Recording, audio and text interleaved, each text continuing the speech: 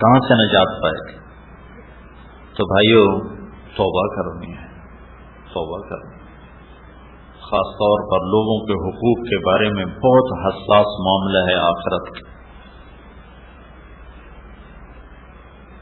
دوسری چیز اس مینا کی وادی سے متعلق ہے، یہاں جو ہم احرام باندھ کے بیٹھے ہوئے ہیں، کفن میں ہیں، یہاں ایک بہت بڑی داستان بکھری پڑی ہے مینا کی وادیوں میں، پہاڑوں میں، چوٹیوں پر۔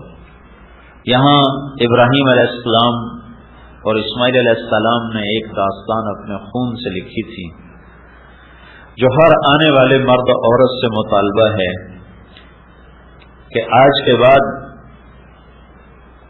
بعد اپنے جذبوں سے زندہ نہ رہو، ابراہیمی جذبوں سے زندہ رہو کہ یا اللہ تجھ پر ہر شے قربان،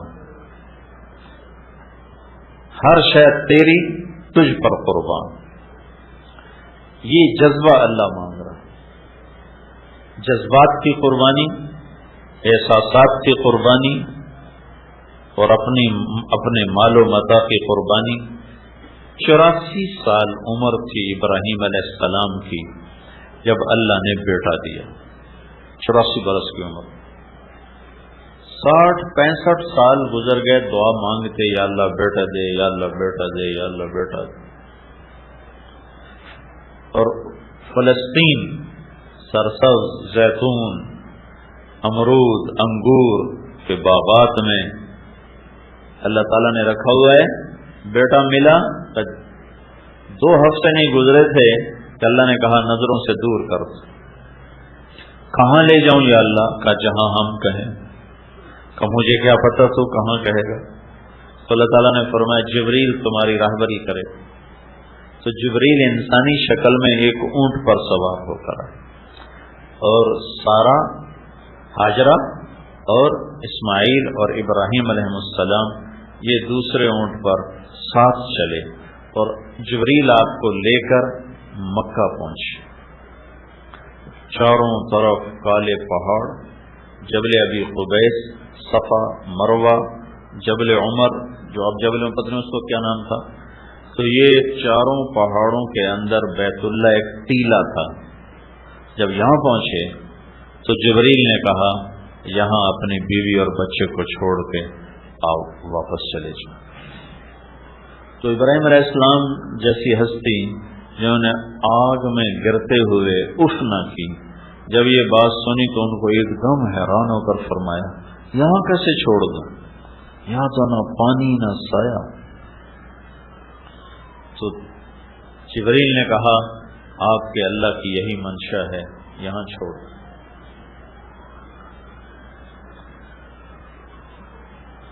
تو ان کو چھوڑ کر چلنے لگے تو وہ حیران پریشان، وہ تو مصر کی شہزادی تھی ہاجرہ، مصر کے بادشاہ نے اپنی بیٹی نکاح میں دی تھی۔ حیران پریشان یہ کیا کر رہا ہے ہمارے ساتھ؟ وہ چل دیے، وہ کہنے لگی کیا کر رہے ہو، کدھر چھوڑ کے جا رہے ہو، کیوں چھوڑ کے جا رہے ہو؟ اور آگے حکم ہے جواب بھی نہیں دینا، خاموش، چپ کر کے جا رہے، اونٹنی کی نکیل پکڑی اور جا رہے۔ کدئی ایک جگہ آتی ہے جہاں اب یہ زمزم کا پانی وہاں مہیا کیا جاتا ہے، یہ بیت اللہ سے کوئی 3 کلومیٹر کا فاصلہ ہے۔ یہاں تک میاں بیوی چلتے آ رہے ہیں اور ہاجرہ فریادیں کرتی آ رہے ہیں۔ آپ ذرا سوچو ابراہیم کے دل پہ کیا گزر رہی ہو، صرف نبی نہیں ہے، خامد بھی تو ہے، باپ بھی تو ہے، انسان بھی تو ہے، کیا گزر رہی ہو؟ اس امت کو گھر چھوڑنا پہلے دن سے سکھایا گیا، اس امت کی ابتدا ہی گھر چھوڑنے سے، بیوی بچے چھوڑنے سے ہے کہ ان کو دنیا میں دین پھیلانے کا کام ملنا تھا۔ تو اللہ نے ان کو پہلے سے تربیت فرمائی کہ یہ اللہ کے کلمے کے لیے گھر چھوڑنے والے بنے۔ 3 میل کے بعد ان کو خیال آیا یہ اللہ کا رسول ہے، کہیں اوپر سے کوئی حکم نہ آیا ہو۔ تو پھر فرمانے لگی اللہ امر، کیا اللہ نے کہا ہے؟ تو ابراہیم علیہ السلام نے ایسے سر ہلایا، ایک دم ہاجرہ کے جذبات بدل گئے، وہ تن گئی، کہنے لگے اذن لن یضیعنا اللہ، جاؤ چلے جاؤ، میرا رب مجھے کبھی ضائع نہیں کرے۔ تو کیا حشر ہوا ہوگا اس معصوم بچے کے۔ 3 دن میں پانی ختم ہو گیا، کھانا ختم ہو گیا، ایک چھاگل میں پانی تھا تھوڑا سا، کچھ زیادہ رہا تھا، کچھ کھانا تھا، اگر اللہ چاہتے تو ختم ہوتے ہی چشمہ نکال دیتے۔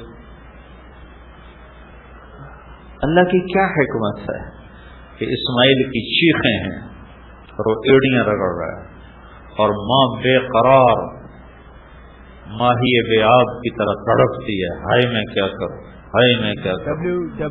کہ جب نہیں رہا گیا اور اس کا رونا برداشت نہیں ہوا تو بھاگ کے صفا پہ چڑھ گئے، حالانکہ پتہ تھا کچھ بھی نہیں ہے، کچھ بھی نہیں، دیکھا دور دور تک کوئی امید و آس، پھر نیچے اترے، جہاں دوڑتے ہیں وہ وادی تھی، وہاں بچہ نظروں سے اوجھل ہو گیا تو وہاں دوڑ لگائی تاکہ بچے کو جلدی سے دیکھ سکوں۔ جب بچہ نظر آنے لگا تو پھر آہستہ ہو گئے، پھر مروہ پہ چڑھے، پھر صفا پہ، پھر مروہ۔ میں شکر ادا کرتا ہوں کہ اماں 7 چکروں میں تھک گئی، اگر وہ 14 لگا لیتی تو ہمارا کیا ہوتا، 3.5 یا 7 پہ بس ہو جانے۔ 7 چکروں کے بعد وہ گر گئی، وہ جی نہ چاہا کہ بچے کو کے پاس جاؤں، میں گر گئی۔ تو اس نا امیدی میں کہ میں یہاں مر جاؤں وہ وہاں مر جائے، میں بچے کو مرتا دیکھ نہیں سکتا، تو بڑی یاس بھری نظروں سے بچے کی طرف دیکھا تو اللہ کا غیبی نظام حرکت میں آ چکا تھا، جبریل پہنچے ہوئے تھے انسانی شکل، تو نے دیکھا ایک آدمی میرے بیٹے کے پاس ہے، تو پھر جیسے بجھتی شمع بھڑکتی ہے، ایک دم اٹھی اور بھاگی، قریب آ کر دیکھا تو آدمی غائب اور بچے کی ایڑیوں سے پانی نکل رہا تھا، ابل رہا۔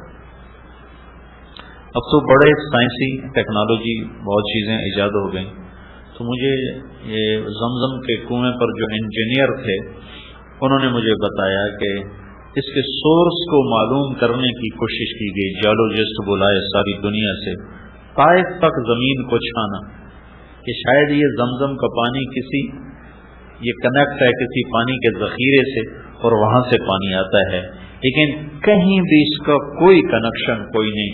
جو ہی موٹر چلتی ہے تو جھرنوں سے پانی نکلنا شروع ہو جاتا ہے، اور جو ہی موٹر بند ہوتی ہے تو وہ پانی بند ہو جاتا ہے۔ 5-6 جھرنے ہیں نیچے، سوراخ ہیں، ان سوراخوں سے جب موٹر چلاتے ہیں تو پانی نکلنا شروع ہو جاتا ہے، جب موٹر بند کرتے ہیں تو وہ بند ہو جاتا ہے، اپنے آپ آٹومیٹک سسٹم۔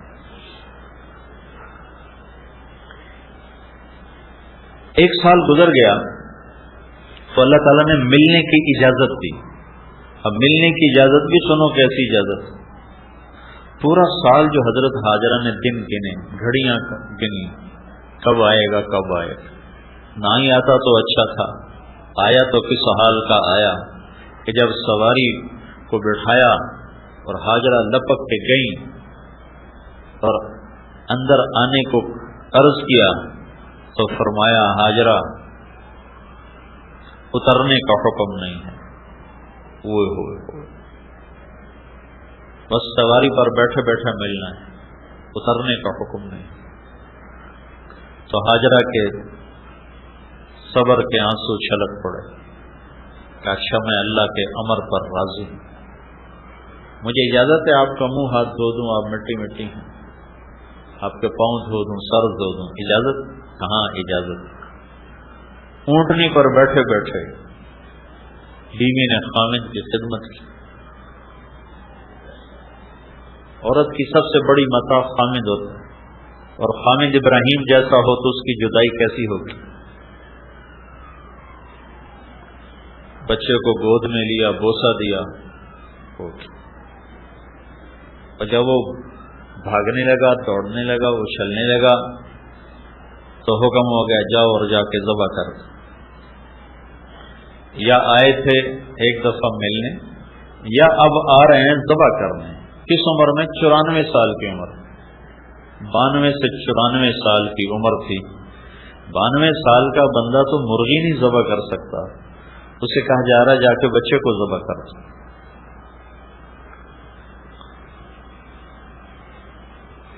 تو جب یہاں پہنچے ہیں تو حاجرہ سے کہا بچے کو تیار کر دو، میں اس سے سیر کرانے جا رہا ہوں. تو اسماعیل بھی بڑے اچھل رہے کہ آج میرا ابا مجھے سیر کرانے لے جا رہا، میں ابا کے ساتھ سیر کرنے جا رہا ہوں. وہ چھری انہوں نے چھپائی ہوئی ہے،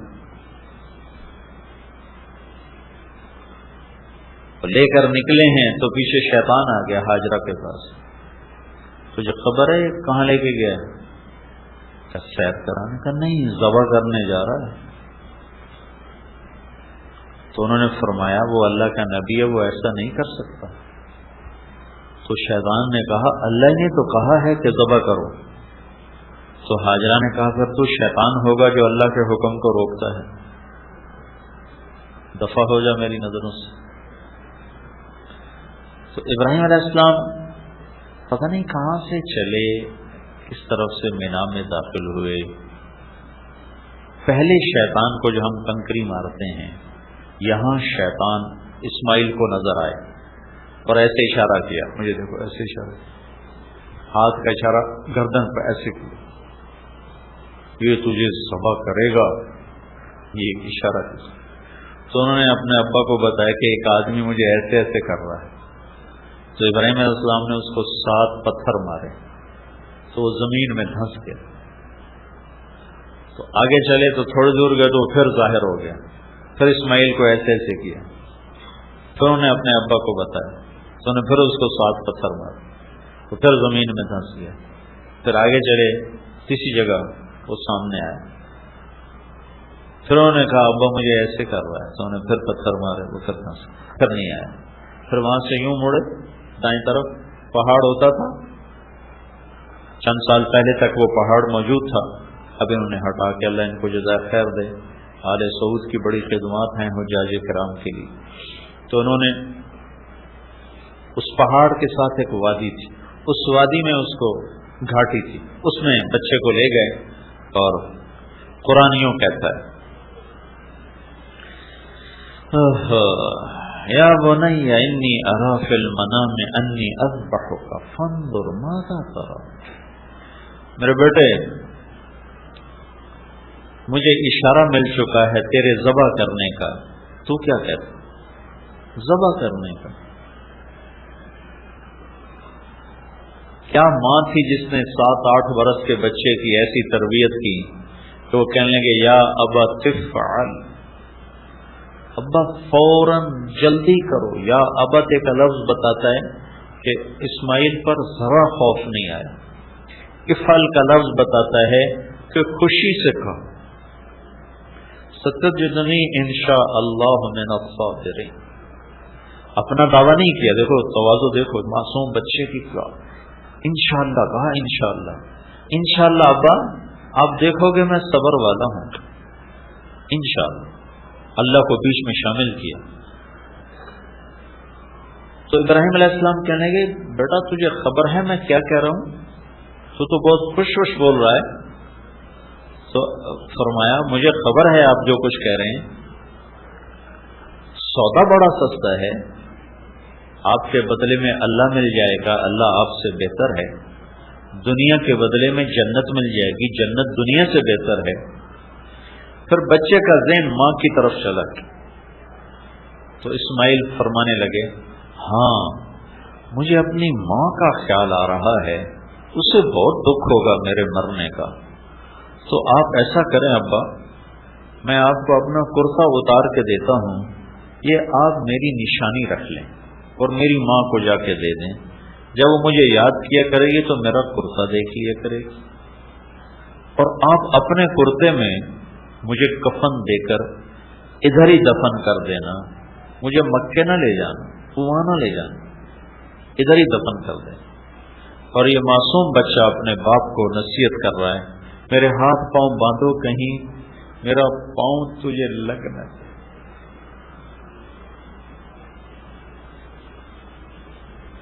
اور مجھے الٹا لٹا دو کہ آنکھوں سے آنکھیں چار نہ ہوں، تیرا ہاتھ کانپ نہ جائے، اور آنکھوں پہ پٹی باندھ لو تاکہ تیرا دل مضبوط رہے، تو گھبرا نہ جائے۔ یہ ایک معصوم بچہ 94 برس کے بوڑھے کو نصیحت کر رہا ہے۔ بیٹے کی ٹانگیں باندھی جا رہی ہوں ذبح کرنے کے لیے۔ بکرے کی ٹانگیں تو باندھی جاتی ہیں، گائے بھینس اونٹ کی ٹانگیں تو باندھی جاتی ہیں، معصوم بچے کی ٹانگیں ہاتھ باندھے جا رہے ہوں ذبح کرنے کے لیے، تو اس باندھنے والے کے جی پہ کیا گزر رہی ہوگی؟ ان کو لٹایا، یعنی جیسے پہلے کہا ہے 94 برس کا بوڑھا تو مرغی نہیں ذبح کر سکتا، تو بچہ ذبح کرنا پڑ جائے، تو اپنا گھٹنا ان کے کمر پہ رکھا اور ان کے سر کے بال پکڑے اور یوں اس کو اٹھایا، سر کو اٹھایا تاکہ نیچے سے چھری چلا سک، ایسے سر کو اٹھایا اور یوں، اللہ کیا منظر ہوگا، یوں آسمان کی طرف دیکھا اور کہا یا اللہ تو مجھ سے ناراض ہو گیا ہے، تو کیا سمجھتا ہے کہ اسماعیل کی محبت میرے دل میں تجھ سے زیادہ ہے؟ نہیں نہیں، بالکل نہیں، تو دیکھ میں تیرے نام پہ اسے ذبح کر رہا ہوں، اور اگر کوئی میرا تو امتحان لینا چاہتا ہے، میں تیرے امتحان کے قابل نہیں ہوں، مجھے معاف کر۔ یہ ایسی فریاد تھی کہ ساتوں آسمان کے فرشتوں میں چیخ و پکار مچ گئی، چھری کو چلا دیا، اللہ اکبر، سبحان اللہ۔ اللہ میں ویسے ہی کہتا بکرے ذبح کرو، ابراہیم سے بھی بکرے ذبح کروا دیتا۔ یہ کہانی ساری کیوں کروائی ہے؟ ایک مطالبہ ہے کہ اللہ پر ہر جذبہ قربان کرو، اپنے نفع، غلط نفع قربان کرو، غلط جذبے قربان کرو، اپنے غلط راہوں کو قربان کرو، اپنے غلط مفادات کو قربان کرو، اس کے لیے جتنی بھاری قیمت دینی پڑے دے جاؤ۔ چھری چلی، کیسے چلی؟ چلانے والا چلائے تو چلے،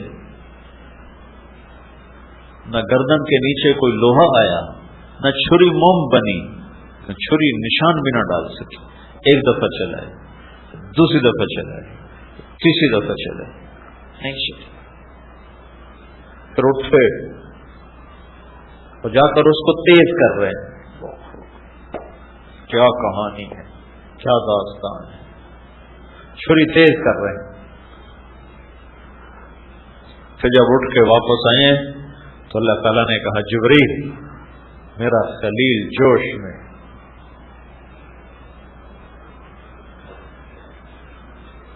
فوری پہنچو، اب میرا خلیل جوش میں ہے،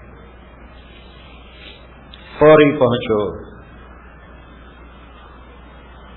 تو 1 سیکنڈ کے 1000 کروڑ میں کھرب میں حصے میں جنت سے چھترا لیا، اسماعیل کو کھسکایا، چھترے کو ڈالا اور چھری پار ہوئی گردن کے پار۔ ابراہیم سمجھے اسماعیل ذبح ہو گیا، ہٹی آنکھ کھلی تو جبریل بھی کھڑا ہے، اسماعیل بھی کھڑا ہے اور چھترا ذبح ہوا پڑا۔ اللہ کے نبی قربانی میں چھترا ذبح کیا کرتے تھے، ساری زندگی آپ 2 چھترے ذبح کیا کرتے تھے، ایک اپنی قربانی کا اور ایک امت کی طرف سے آپ ذبح کیا کرتے تھے۔ ویسے تو گائے، اونٹ، بیل، بکرا، بکری، چھترا، دمبا، بھیڑ سب چلتا ہے، لیکن اللہ کے محبوب ہمیشہ قربانی 2 چھتروں کی کیا کرتے تھے، اپنی طرف سے، بیویوں کی الگ ہوتی تھی۔ وہ سنت ابراہیمی کی یاد میں کہ ہاں چھترا لایا گیا تھا۔ تو ہم سب سے اللہ کا مطالبہ ہے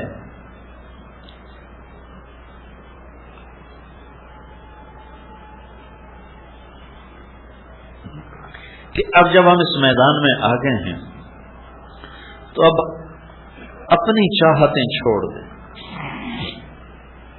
اللہ کے اور اللہ کے محبوب کی پسندیدہ زندگی اور چاہتوں پر اپنی چاہتیں قربان کرتے جائیں، قربان کرتے جائیں، قربان کرتے جائیں۔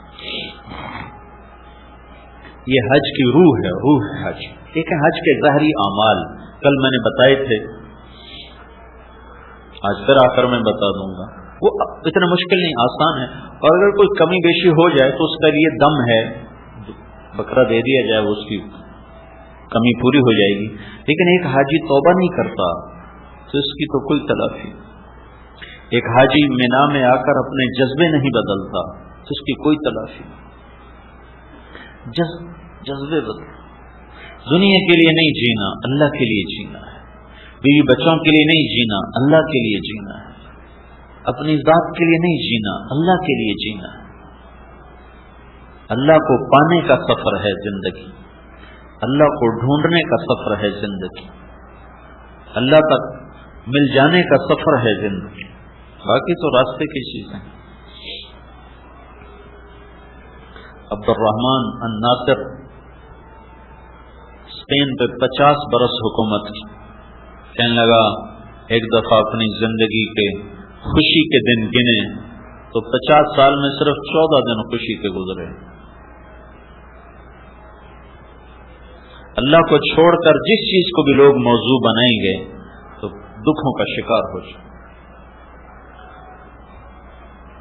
تیسری چیز ہمیں حج کی، جو روح حج میں سے جو تیسری چیز ہے، وہ اللہ کے محبوب کی طرف سے ہمیں ملی ہے۔ اللہ کے رسول صلی اللہ تعالی علیہ وسلم نے آخری حج کیا، میں نے تھوڑا سا رات بتایا تھا۔ جب آپ مدینہ سے چلے تو آپ کے ساتھ 12,000 کا مجمع تھا، جب آپ مینا میں پہنچے ہیں تو یہ مجمع 1 لاکھ سے بڑھ چکا تھا، اور جب آپ عرفات میں پہنچے ہیں تو یہ کوئی 1.25 لاکھ کے قریب یہ مجمع ہو چکا تھا۔ اس مجمع کو لے کر آپ عرفہ میں پہنچے ہیں، پھر وہاں سے آپ 10 تاریخ کو واپس آئے ہیں۔ اسی بڑے شیطان کے پاس آپ نے کنکر مارے ہیں، پھر 9 تاریخ کے خطبے کو دہرایا ہے، کل انشاءاللہ وہ پیش کروں گا میں۔ اس میں ایک جملے کا اضافہ کیا ہے، فَلْيُبَلِّغِ الشَّاهِدُ الْغَائِبُ، میرا پیغام آگے پہنچایا جائے، میرا پیغام آگے پہنچایا جائے۔ تو حج کی تیسری ذمہ داری جو ہمیں ملتی ہے وہ دعوت کا کام ہے، وہ تبلیغ کا کام ہے۔ یہ اللہ کا احسان ہے کہ اس نے ہمارے خطے کے میں اس کو مرکزیت عطا فرمائی، بر صغیر کو اللہ تعالیٰ نے چن لیا۔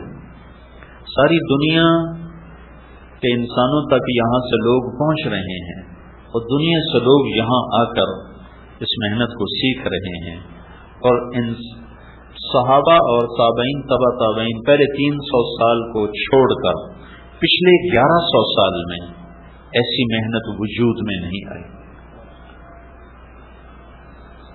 اور ایسا مؤثر اور ایسا پر اثر کام پچھلے 11 صدی میں نہیں، 3 صدی کو تو کوئی مل نہیں سکتا، تو اللہ کے نبی کی شہادت، لیکن پچھلی 11 صدیوں میں امت کو جتنا نفع پہنچا ہے اس دعوت کی محنت سے، وہ ایک فقید المثال چیز اور ایک عجائب غرائب قدرت میں سے۔ تو بھائیو، تیسری چیز جو ہمیں ملتی ہے حج کی نسبت سے وہ دعوت اللہ ہے۔ اس کو آپ تبلیغی جماعت کی طرف منسوب مت کریں۔ میرا نبی براہ راست کہہ رہا فَلْيُبَلِّغِ الشَّاهِدُ الْغَائِبُ، میرا پیغام جو مینا میں حاضر ہو جائے، الف لام کے ساتھ، کہ قیامت تک جتنے لوگ مینا میں آئیں گے وہ میرا پیغام آگے پہنچائیں گے۔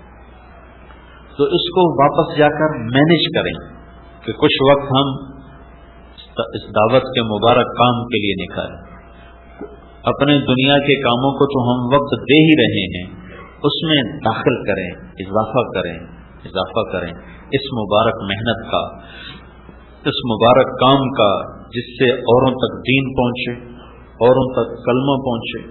پوری امت کا اجتماعی جرم ہے کہ ہم 6 بر اعظم میں بسنے والے انسانوں تک اللہ کا پیغام نہیں پہنچا رہے۔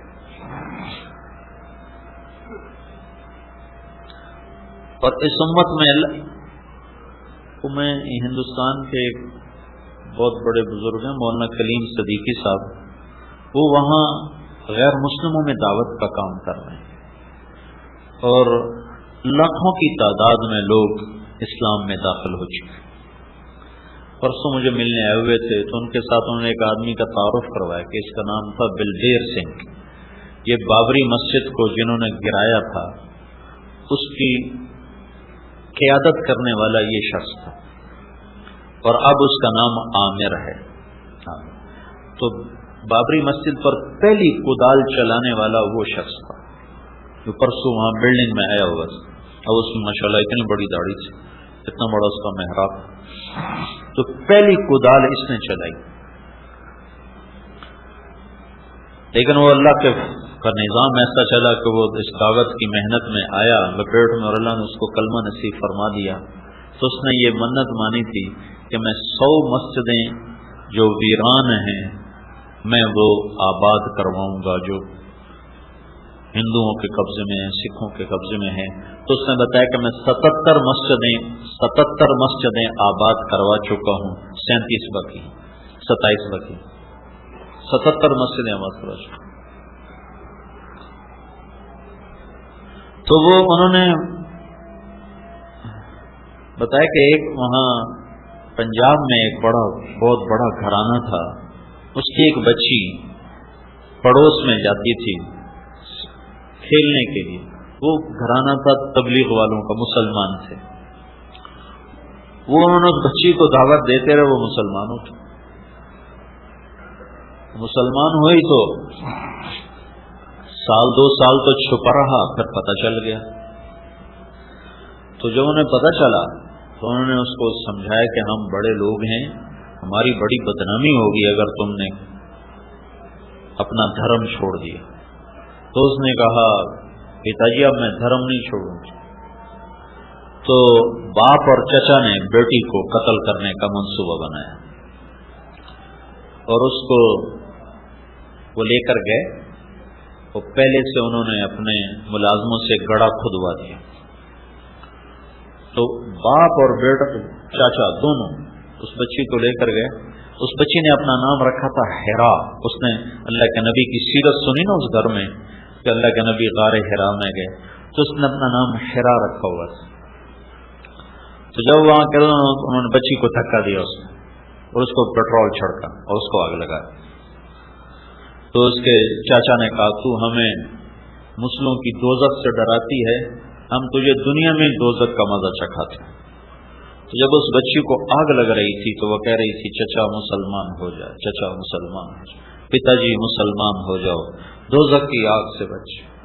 وہ کہنے لگی یا اللہ تو گوار ہے، میں نے تیری محبت میں یہ سب کچھ برداشت کیا اور مجھے جہنم کی آگ سے بچایا۔ اور وہ آخری سانس تک یہی کہتے رہے پتا جی مسلمان ہو جاؤ، چاچا مسلمان ہو جاؤ۔ تو جب وہ واپس آئے تو چچا بہت سنگ دل تھا، وہ مار دھاڑ والا تھا، لیکن باپ تو باپ تھا، وہ گر گیا چارپائی پر۔ مہینہ نہیں گزار سکا تو اپنے بھائی سے کہنے لگا مجھے مسلمان کر ورنہ میں مرتا ہوں۔ مجھے بچی کی چیخیں سونے نہیں دیتی۔ انہوں نے کہا ایک کو مارا تجھے بھی ماروں۔ کا دل اس کا بھی ہلا ہوا تھا، تو کہنے لگے شرم کی وجہ سے میں اس کو لے کر دلی آ گئی کہ علاقے میں کسی کو پتہ نہ چلے۔ تو دلی میں ایک مسجد کے امام سے کلمہ پڑھوایا، 2 دن کے بعد اس کا انتقال ہو گیا۔ کہنے لگے جب وہ بھائی کلمے پر مر گیا اور بھتیجی کو یوں میں نے آخر تک کہتے سنا چچا جہنم سے بچ جاؤ، کلمہ پڑھ لو، مسلمان ہو جاؤ، تو مجھے راتوں کو میری نیند اڑ گئی، مجھے اس کی چیخیں سنائی دیں، مجھے اس کی آوازیں سنائی دیں۔ پھر مجھے خود جستجو ہوئی کہ میں اسلام کا مطالعہ کروں۔ میں اسلام کو پڑھوں. تو پھر میں نے اسلام کے بارے میں پوچھنا شروع کیا. تو آہستہ آہستہ اللہ تعالیٰ نے مجھے کلمے کی توفیق دی، میں مسلمان ہوا. پھر میں نے اللہ سے مانگا، یا اللہ جو میں نے اپنی بھتیجی کو جلایا، اس کا مجھے دنیا میں کوئی اس کے کفارے کی توفیق عطا فرما. اسلام میں نے چھپایا ہوا تھا، تو میں ان کا بہت بڑا لیڈر تھا. تو ایک جگہ ہندوؤں نے منصوبہ بنایا مسلمان بچے بچیوں کے اسکول کو جلانے کا، اور اس میں ان کو بند کر کے جلا دینے کا. تو میں اس منصوبے میں شریک. تو اس میں کوئی 300-350 بچے بچیاں پڑھتے تھے. تو کہنے لگے راتوں رات میں گیا اور ان کے لیے خفیہ دروازے بنوائے راتوں رات. اور پھر جب صبح وہ بچے آئے ہیں تو میں نے پہلے ہی جا کر ان کو بتا دیا اور ان کو خفیہ دروازے سے سب کو نکالا. جب آ کر وہ اٹیک ہوا ہے تو بچے سارے وہاں سے نکل چکے تھے. تو اس کے بعد میری روح کو سکون ہوا ہے کہ اب میں سکون کی نیند سوتا ہوں. تو میں نے 300 بچوں کی زندگی بچائی ہے. تو یہ کلمہ عجب شے ہے. یہ آدمی کو اگر صحیح معنی میں اندر میں اتر جائے تو یہ بیٹھنے نہیں دیتا. ہمارا کلمہ ٹھنڈا ہے. تو تبلیغ کا کام بھائیو، یہ حج کی تیسری ذمہ داری ہے جو اللہ تعالی ہمیں اللہ کے محبوب کے ذریعے سے پہنچا رہا ہے. فَلْيُبَلِّغِ الشَّاهِدُ الْغَائِبُ، میرا پیغام آگے پہنچا دو. تو اس میں تبلیغی جماعت کا تو سوال ہی کوئی، طارق جمیل کا تو سوال ہی کوئی. میں اچھا ہوں یا برا ہوں، میرا اور میرے اللہ کا معاملہ ہے. لیکن میرے ذمہ ہے، اگرچہ بت ہیں جماعت کی آستینوں میں، مجھے ہے حکم اذان لا الہ الا اللہ. میرے تو ذمہ ہے صدا لگانا، مجھے اس کی دعوت دینا. کیا پتا کوئی ایسا بندہ تیار ہو جائے جو میری بھی بخشش کا ذریعہ بن جائے. کتنا خود عمل ہوتا نہیں، لوگوں کو تبلیغ کرتے ہیں، اس کا کیا فائدہ؟ اس کا فائدہ یہ ہے، یہ میں نہیں کہتا ہوں کہ عمل نہ کرو، لیکن میں ایک غلط چیز کی وضاحت کرنا چاہتا ہوں کہ میرے نبی نے فرمایا نیکی کی راہبری کرنے والے کو بھی نیکی کرنے والے کا اجر ملتا ہے. کیا پتا ہمیں اور بخشوا لیں اوروں کے ذریعے. ایک حدیث آپ کو سناتا ہوں. لوگ جنت میں جا رہے ہوں گے اور جہنمی مجرم کھڑے ہوں گے، تو ان کے سامنے سے جنتی گزریں گے. تو ایک جہنم والا ایک جنتی سے کہے گا بھائی آپ مجھے پہچانتے ہو؟ وہ کہے گا نہیں. کہ آپ کو یاد نہیں، آپ فلاں جگہ پر تھے، آپ کو وضو کی ضرورت تھی، تو میں نے آپ کو وضو کا پانی مہیا کیا تھا، یاد آیا؟ کہنے گا ہاں یاد آیا. کہ میری سفارش تو کر دو.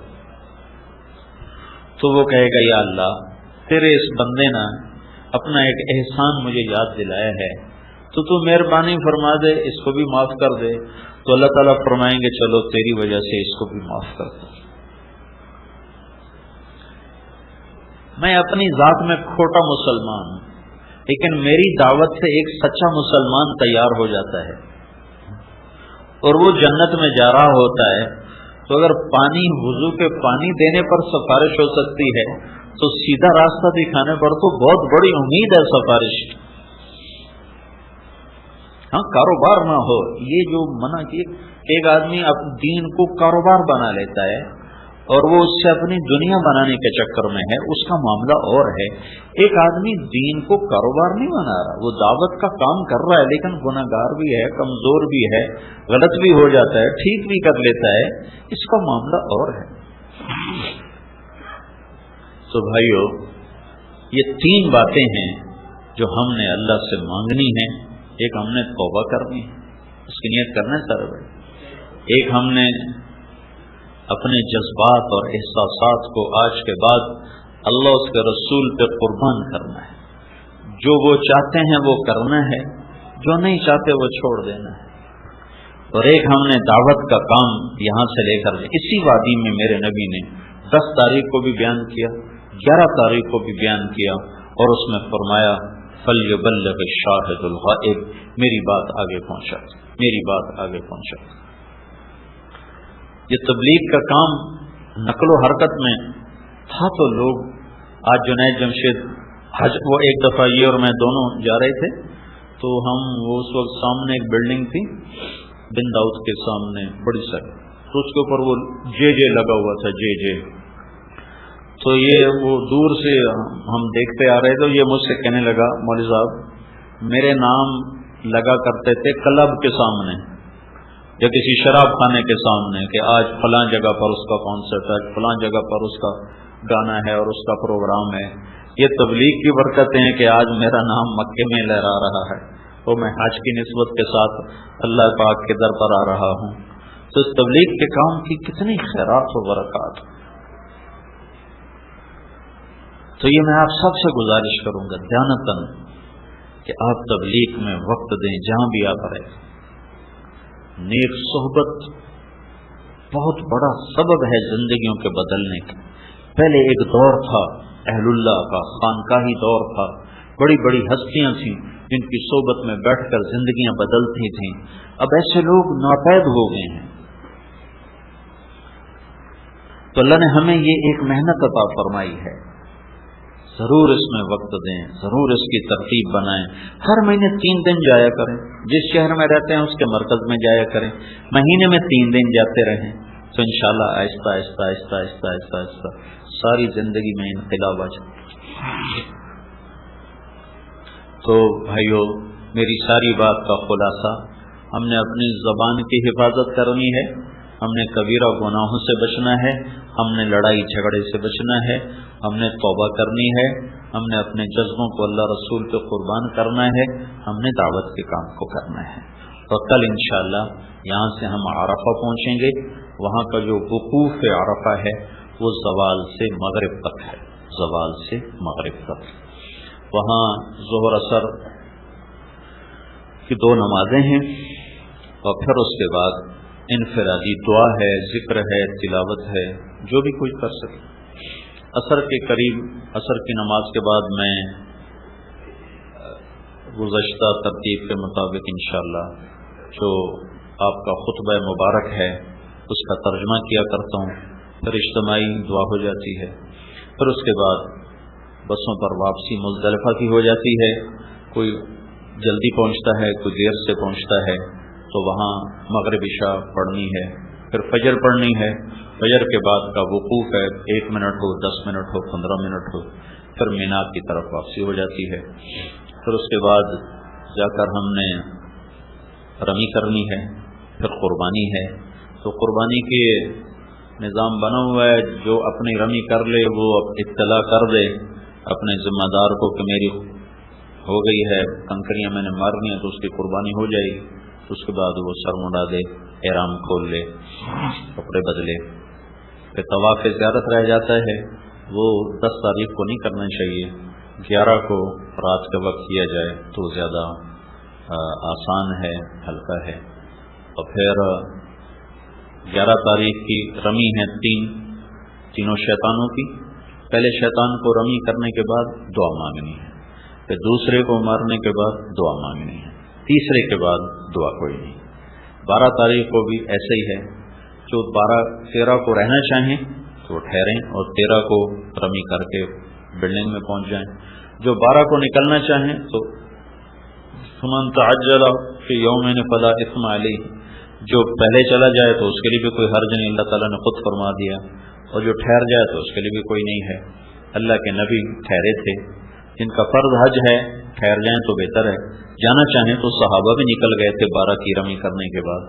تو یہ کوئی اس میں قباحت کوئی نہیں ہے. البتہ درجہ ضرور ہے، کیونکہ ہر پتھر کے مارنے کے بدلے میں ایک ایسا گناہ معاف ہوتا ہے جو جہنم میں لے جانے کے لیے واجب کر چکا ہوتا. ہر پتھر کو مارنے کے بدلے میں ایک ایسا گناہ معاف ہوتا ہے جس کی وجہ سے جہنم واجب ہو چکی ہوتی. تو یہ پتھروں کا مارنا بہت قیمتی چیز ہے، بہت قیمتی چیز. سر منڈانے کا بہت اجر ہے. آپ نے ارشاد فرمایا یا اللہ سر منڈانے والوں کو معاف فرما. ہر بال کے بدلے میں نیکی لکھی جاتی اور ایک نور لکھا جاتا. تو ایک صحابی تھے، وہ کہنے لگے یا رسول اللہ جو بال چھوٹے کرائیں. تو آپ نے کہا یا اللہ سر منڈانے والوں پہ رحم فرما.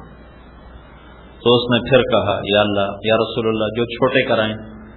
تو آپ نے پھر فرمایا یا اللہ سر منڈانے والوں پہ رحم فرما. تو انہوں نے کہا یا رسول اللہ جو چھوٹے کرائیں. تو اس نے آخر ہاں کروا ہی لی اللہ کے نبی سے. تو ہم نے کہا اچھا بھائی جو چھوٹے کرائے اللہ اس پہ بھی رحم فرما. تو آپ نے بہت بوجھے دل کے ساتھ اس کی ہاں میں ہاں ملائی. پسند اس کو فرمایا کہ بال صاف کروائے جائیں. تو یہ تھوڑا سا جو حج سے متعلق چیزیں ہیں وہ آپ کی خدمت میں پیش کی ہیں. اس کو اللہ سے مانگنا ہے کہ اللہ تعالی ہمیں اس کے لیے قبول فرمائے. اس کے لیے ہمیں اپنی بارگاہ میں آنے کی توفیق ملی ہے. اللہم لک الحمد کما انت اہلہ فصلی علی محمد کما انت اہلہ وفعل بنا ما انت اہلہ انک اہل التقوی و اہل المغفرہ. اے میرے رب، اے ہمارے اللہ، ہم تیرے شکر گزار ہیں. ہمارا روما روما گناہوں سے داغدار ہے. سارا سال ہم نے غفلت میں گزارا، نافرمانیوں میں گزارا. تو ہمیں بلانے آ گیا، تو ہمیں بلا کے لایا، اپنے گھر کا طواف کرایا، اپنی پاکیزہ وادی میں بٹھایا. ہم تیرے شکر گزار ہیں، تیرے شکر گزار ہیں، تیرے شکر گزار ہیں. تو ہم پر اپنی رحمتیں اسی طرح شامل حال فرما. اور یا اللہ تو نے ہمیں اپنے دربار خاص میں بلایا. ہم کل تیرے پاس آ رہے ہیں، ہم کل تیرے پاس انشاءاللہ آ رہے ہیں اپنے گناہوں کو لے کر، اپنی نافرمانیوں کو لے کر، اپنی غلاستوں کو لے کر. یا اللہ تو اپنی رحمت کے ساتھ ہمارا استقبال فرما، تو اپنی رحمتوں کے ساتھ ہمارا استقبال فرما. یا اللہ یا اللہ بے شک ہم بڑے گندے ہیں، حقیر ہیں، لیکن تیری مینا کی وادی ایسے کبھی بھی نہیں بھری تھی جیسے آج بھری ہوئی ہے. اگرچہ ہم کیفیت کے لحاظ سے بہت برے ہیں، پر یا اللہ عدد کے لحاظ سے آج تیرا مینار بھرا پڑا ہے.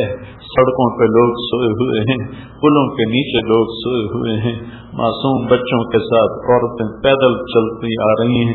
یہ سارے قافلے تیری محبت میں آئے ہیں، تجھے منانے کے لیے آئے ہیں. اب تم مان جا، اب تم مان جا. تجھے روٹے ہوئے زمانہ ہو گیا. ساری امت کا خون پانی کی طرح سستا ہو گیا. ساری امت تباہ و برباد ہو گئی، اور خاص طور پر ہمارا ملک فتنوں کا اڈا بن گیا. تباہی اور بربادی اس کا مقدر بن گیا. اے کریم مولا ہم تجھے منانے آئے ہیں، تیری محنت کرنے آئے ہیں. اب تو راضی ہو جا، اب تو راضی ہو جا، اب تو راضی ہو جا. یہ سارا وفد تیرے در پر آیا. اتنے لوگ کسی بادشاہ کے در پر بھی جا کے بیٹھ جائیں تو وہ بھی راضی ہو جائے. تجھے بڑا سکھ تیرے دروازے تو بند ہی نہیں ہوتے. یا اللہ ہم تیری منت کرتے آئے، دو چادروں میں ننگے سر تیرے دربار میں. یا اللہ تو راضی ہو جا، اپنا غصہ واپس لے لے، اپنا غصہ واپس لے لے، اپنا غصہ واپس لے لے. تو بھی کہہ دے میں راضی ہو گیا، تو بھی کہہ دے میں راضی ہو گیا، تو بھی کہہ دے میں راضی ہو گیا. اتنے بڑے وقت کو تو کیسے یا اللہ تیری رحمت تیری شان کے یا اللہ بعید ہے کہ اتنا بڑا یا اللہ وقت تیرے دربار سے ناکام و نامراد واپس چلا جائے. تو یا اللہ اپنا فضل فرما دے.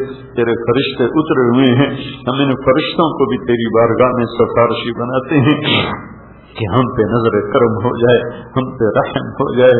یہاں تیرے نبی نے دعائیں مانگی، تیرے نیک بندوں نے دعائیں مانگی، تو نے قبول فرمائی. سارے عالم ایمان سے اسلام سے بھر دیا تھا. ہم تیرے محبوب کی امت لٹے ہوئے پٹے ہوئے ذلیل و خوار ہو کر ظلم و ستم سہتے ہوئے، باطل کی اسکیموں کا نشانہ بنتے ہوئے، باطل کی طاقتوں کی اللہ میں پستے ہوئے، رسوا ہوتے ہوئے، آج دعائیاں لے کر دعائیاں دیتے ہوئے تیرے در پر آئے ہیں. میرے مولا اپنی رحمت کے در کھول دے، کشادہ کر دے. وہ پہلے ہی کھلے ہوئے ہیں، وہ بند ہی کب ہوتے ہیں. پر یا اللہ آج ہماری فریاد سن لے، آج ہماری فریاد سن لے، اور اپنے رحم و کرم کے دروازے کشادہ کر دے، اور امت پر آئے ہوئے عذاب و بلا ٹال دے، ٹال دے، ٹال دے. خاص طور پر ہمارے ملک پر نظر کرم فرما دے، فرما دے، فرما دے. رحم فرما رب اغفر وإن لم تغفر فاغفر رب اغفر وإن لم تغفر فاغفر رب اغفر وإن لم تغفر فاغفر وصلی اللہ علیہ وسلم. www.darsulquran.com